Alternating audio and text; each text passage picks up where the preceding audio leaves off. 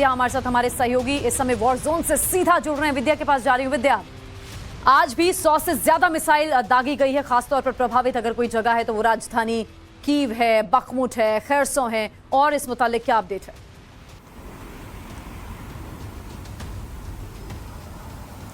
बिल्कुल, देखिए, दो ऐसे इलाके जहां पर सबसे ज्यादा मिसाइल दागे गए। एक कीव, जिसको सबसे ज्यादा सुरक्षित माना जा रहा था क्योंकि तमाम तरह के डिफेंस सिस्टम यहां पर लगाए गए हैं, और लोग भी यूक्रेन के दूसरे हिस्सों से शहर में इसलिए आ रहे थे कि उनको लग रहा था कि ये सबसे सुरक्षित ठिकाना हो सकता है। लेकिन सबसे ज्यादा मिसाइल, 15 के करीब मिसाइल यहां पर दागे गए। हालांकि उनमें से कुछ मिसाइलों को मार गिराया गया, लेकिन इसके बावजूद कई मिसाइलों ने जबरदस्त नुकसान पहुंचा है कीव के अलग अलग इलाकों में, और कीव के रिहायशी इलाकों में खासतौर से बहुत जबरदस्त नुकसान हुआ है।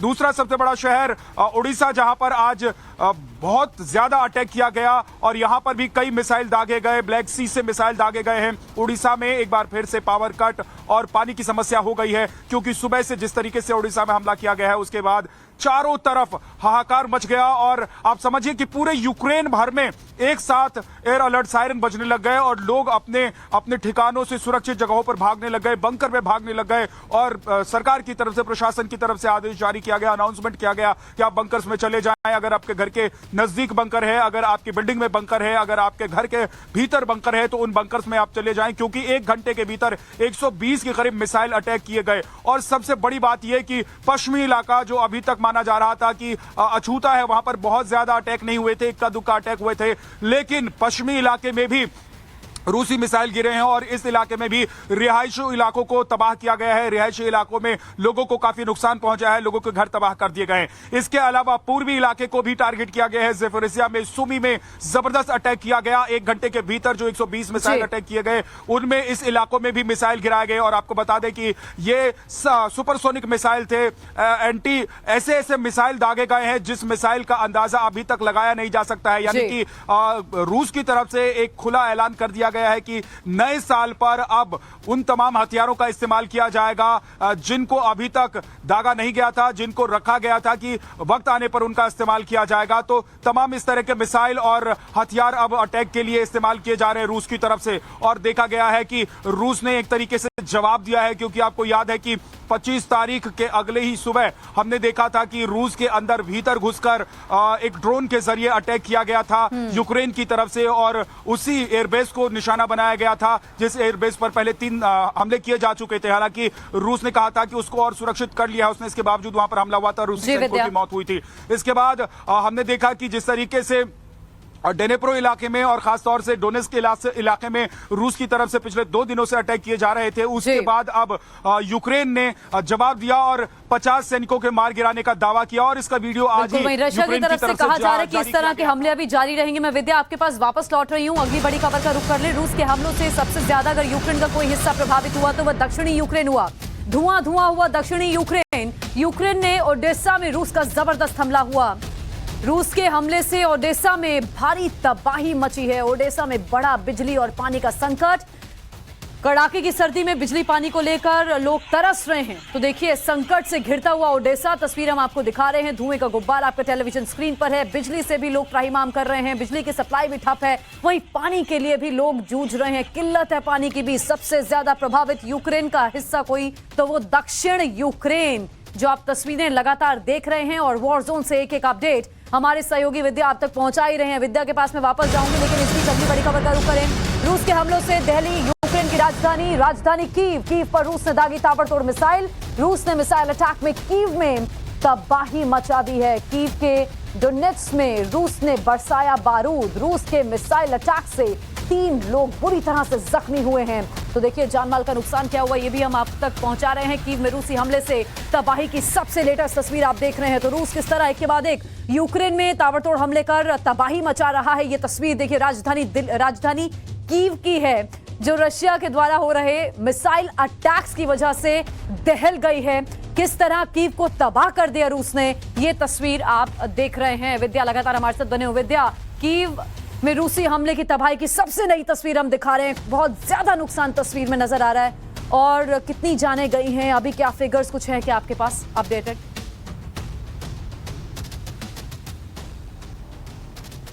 जी देखिए, अभी मौत को लेकर आंकड़ा जारी नहीं किया गया है, लेकिन जिस तरह की तस्वीरें सामने आई हैं उसके बाद इस बात की आशंका जाहिर की जा रही कि बड़ी संख्या में लोगों की मौत हुई है, वो भी आम लोगों की मौत हुई है। हालांकि कुछ जख्मियों की संख्या जरूर बताई गई है, लेकिन इस तरह के जब हमले होते हैं तो उसके कुछ घंटे तक इंतजार करना पड़ता है कि कितने आंकड़े हैं और कितने लोगों के मारे जाने या कितना नुकसान होने की आशंका है या जानकारी मिलेगी, उसके लिए थोड़ा सा इंतजार करना पड़ेगा। लेकिन देखिए, अभी मैं आपको बता दूं कि बैलिस्टिक मिसाइल से, सुपरसोनिक मिसाइल से और क्रूज मिसाइल से अटैक किया गया है। ये उस तरह के मिसाइल हैं जो विध्वंसक हैं, जो एक बार गिरते हैं तो तबाह कर देते हैं पूरे इलाके को, और रूस ने इन मिसाइलों का अटैक किया है। खास बात यह है कि ब्लैक सी से भी मिसाइल दागे गए हैं, यानी कि न सिर्फ पूर्वी इलाके से, उत्तरी इलाके से, बल्कि दक्षिणी इलाके से भी मिसाइल दागे गए हैं। और आपको बता दूं कि पोलैंड ने अपने लुब्लिन शहर में हाल ही में पेट्रियट में एंटी डिफेंस मिसाइल सिस्टम तैनात किया, और इसके बाद कहा गया कि लवीव समेत बेलारूस का जो पूरा बॉर्डर है वो इस एंटी मिसाइल सिस्टम से सुरक्षित हो जाएगा। लेकिन आज लवीव को भी निशाना बनाया गया। लवीव वही शहर है जो पोलैंड से लगा हुआ शहर है और जहां से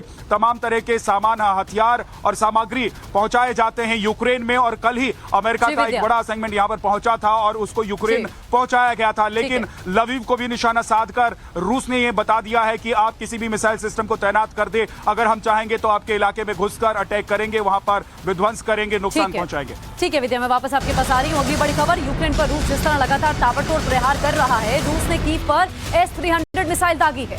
सामने आई रूसी S-300 मिसाइल की तस्वीर, वो भी हम आपके सामने रखने जा रहे हैं। रिहायशी इमारत पर ये रूस की मिसाइल गिरी है। ये आपको मिसाइल की तस्वीर हम दिखा रहे हैं। S-300 मिसाइल जिससे हमला रशिया की तरफ से किया गया। रिहायशी इमारत ये बताई जा रही है जहां ये रूसी मिसाइल जाकर गिरी। रूस के मिसाइल अटैक से तबाह हुई इमारत। S-400 मिसाइल बेस वर्जन है S-300। इस मिसाइल के बारे में तो विद्या लगातार हम दर्शकों को जानकारी दे रहे हैं कि जो S-400 की मिसाइल है उसका बेस वर्जन है S-300, जिससे लगातार रशिया अटैक कर रहा है। और एक रिहायशी इमारत की तस्वीर भी लगातार हम देख रहे हैं विजुअल्स में जहां ये मिसाइल गिरी है। कितना नुकसान, फिर से मेरा वही सवाल है जी। महायुद्ध के खात्मे के लिए पहले आप बताइए विद्या, क्या प्लान बहुत ज्यादा हुआ है और ओडिशा में सबसे ज्यादा नुकसान हुआ है। एक बार अपना सवाल फिर से दोहराइए। S-300 से लगातार मिसाइल अटैक कर रहा है रशिया विद्या, तो रूस ने यह बता दिया कि अब रूस इस महायुद्ध के खात्मे का प्लान अपना बना चुका है, अगली रणनीति के साथ तैयार है।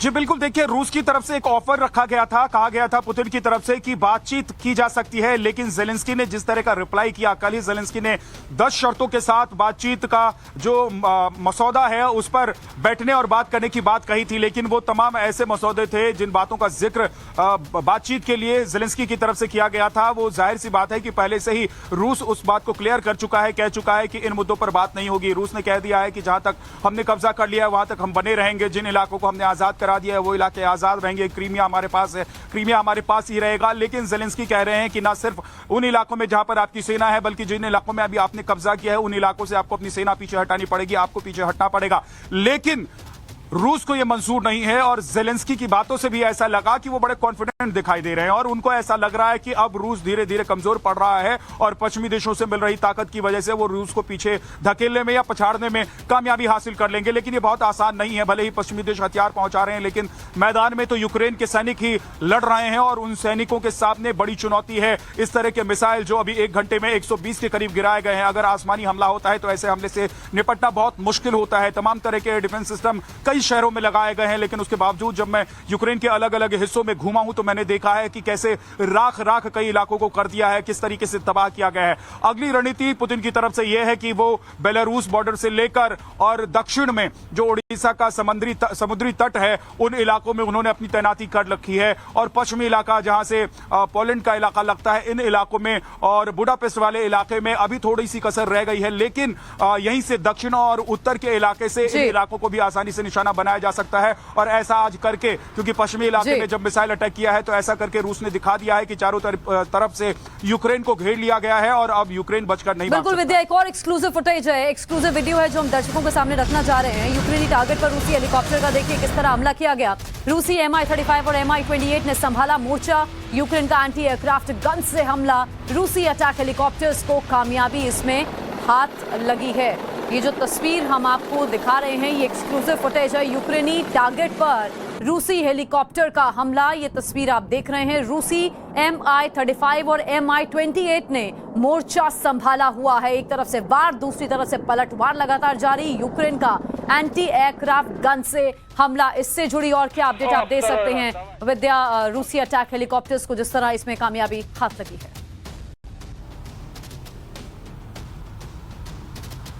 देखिए, जिन इलाकों में जमीनी जंग चल रही है और ऊपर आसमान में आपको हेलीकॉप्टर्स और फाइटर जेट्स मंडराते हुए नजर आए हैं, जैसा कि हमने बखमुट के इलाके में, डोनेट्स्क के इलाके में देखा था, उन इलाकों में यूक्रेनी सेना काफी हद तक कामयाब हो रही है रूसी आर्मी के हेलीकॉप्टर्स या फाइटर जेट्स को मार गिराने में। चाहे वो स्टिंगर मिसाइल से हो, चाहे ड्रोन से हो, चाहे फिर दूसरी तरह के जो हथियार हैं, जो डिफेंस सिस्टम है, जो बाहर से आए हैं, दूसरे देशों से हासिल किए हैं यूक्रेन ने, उनके जरिए। लेकिन इसको हासिल करके बहुत हद तक कामयाबी मिलने वाली यूक्रेन को नहीं है, क्योंकि यूक्रेन को पता है कि वो सिर्फ एक इलाका है डोनेट्स्क का, जहां पर वो इस तरह के हमले कर रहे हैं, या फिर जो हेलीकॉप्टर्स वहां तक पहुंच रहे हैं, जो फाइटर जेट्स वहां तक पहुंच रहे हैं, उनको निशाना बना रहे हैं। आपको रूस चारों तरफ से घेर चुका है, और चारों तरफ से घेरने के बाद अब आपकी स्ट्रेटजी क्या है? क्या आप बातचीत के लिए तैयार नहीं होंगे? क्या आप अटैक करते रहेंगे, जवाब देते रहेंगे? क्या अमेरिका की तरफ से यहां पर सेना को उतारा जाएगा? क्या नेटो आर्टिकल 5 हटाएगा, रिमूव करेगा, और उसके बाद यूक्रेन में नेटो की सेना उतर आएगी और नेटो के हथियार यहां पर दिखाई देंगे और सीधे सीधे आमने सामने नेटो देश, पश्चिमी देश और रूस होंगे? ये बहुत महत्वपूर्ण है। देखिए, अगले कुछ घंटे हैं, जिस तरीके से अटैक रूस ने किया है, 1 घंटे के भीतर 120 मिसाइल दागे हैं। उसके बाद अगले जो कुछ घंटे हैं वो बहुत महत्वपूर्ण है, क्योंकि ये देखना होगा कि यूक्रेन किस तरीके से जवाब देता है, और यूक्रेन के जवाब देने के साथ साथ पश्चिमी देशों का जो रिएक्शन है वो क्या है। चूंकि हम लेटेस्ट वीडियोस दिखा रहे हैं इस महाजंग से जुड़े, एक और तस्वीर जरा दर्शकों के सामने रखें। T-80 टैंक से रूस का हमला, यूक्रेनी बख्तरबंद गाड़ियों को तबाह किया गया है। महाजंग के मैदान से सुपर एक्सक्लूसिव तस्वीर हम आपको दिखाने जा रहे हैं। तस्वीरें T-80 टैंक की होगी। T-80 टैंक से रूस ने हमला किया है। ये रूस का भरोसेमंद टैंक बताया जाता है, तो रूस का T-80 टैंक एक्शन में। ये तस्वीरें आप देख रहे हैं, ये एक्सक्लूसिव फुटेज आपके टेलीविजन स्क्रीन पर है। यूक्रेनी बख्तरबंद गाड़ियों की तबाही का मंजर ये तस्वीरों में आपके सामने। विद्या लगातार हमारे साथ बने हुए हैं। और टी टैंक्स को फिर कामयाबी मिलती हुई विद्या नजर आ रही है। ये रूस का उत्साह बढ़ाने वाली तस्वीर है, खबर है, ऐसा कह सकते हैं।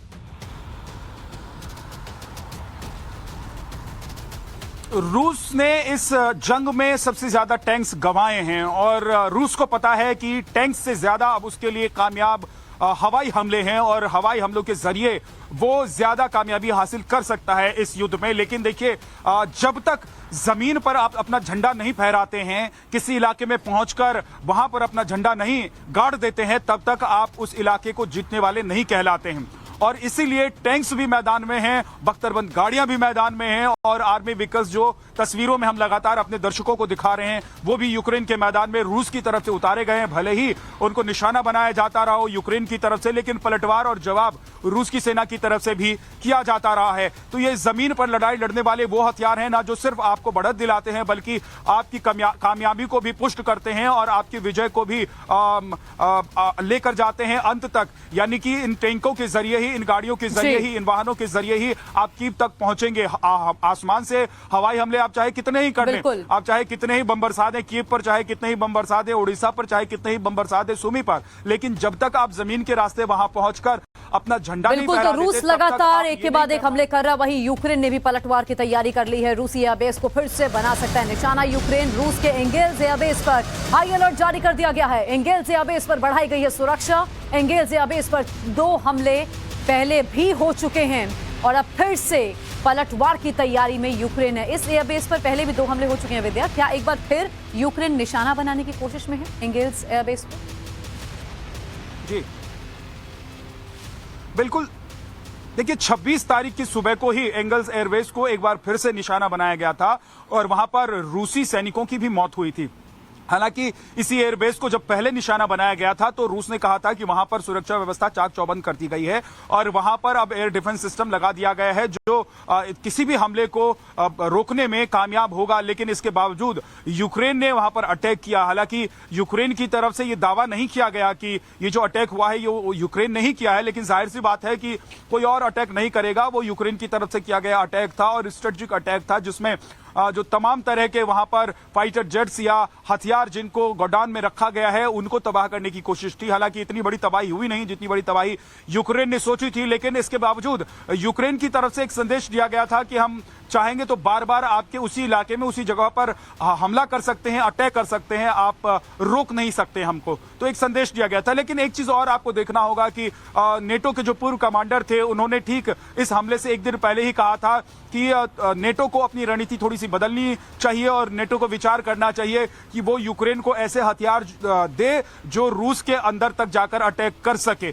तो हौसला अफजाई ज़ेलेंस्की की लगातार हो रही है। आपको याद होगा कि जब कीव से जब रूस के अंदर हमला किया गया तो उससे 2 दिन पहले ही ज़ेलेंस्की मुलाकात करके आए थे अमेरिकी प्रेसिडेंट से, और उसके बाद वो काफी कॉन्फिडेंट दिखाई दे रहे हैं। ऐसा लग रहा है कि कोई बड़ी डील जो है दोनों के बीच हो चुकी है। बिल्कुल, तो अगर रशिया पूरी स्ट्रैटेजी के साथ आगे बढ़ रहा है तो वहीं स्ट्रेटेजिकली यूक्रेन भी आगे बढ़ने की पूरी तैयारी कर रहा है। रूस यूक्रेन जंग से जुड़ी अगली बड़ी खबर, अमेरिकी मदद के लिए पोलैंड पहुंचने का दावा किया जा रहा है। अमेरिकी सैन्य सामान से लदा हुआ ट्रेन नजर आई है। दक्षिणी पोलैंड में दिखी है ट्रेन पर लदे थे मिलिट्री इक्विपमेंट और साथ ही जनरेटर जिनका आगे इस्तेमाल किया जाएगा। मिलिट्री गाड़ियां यूक्रेन पहुंचाने की कवायद तेज है। तो पोलैंड जिस तरह मदद कर रहा है यूक्रेन की, ये तस्वीरें जो आप देख रहे हैं दक्षिणी पोलैंड में देखी गई है ट्रेन। ये जो तस्वीर आपके टेलीविजन स्क्रीन पर है, ट्रेन पर मिलिट्री इक्विपमेंट और जनरेटर लदे हुए थे। मिलिट्री गाड़ियां यूक्रेन पहुंचाने की ये एक कवायद है।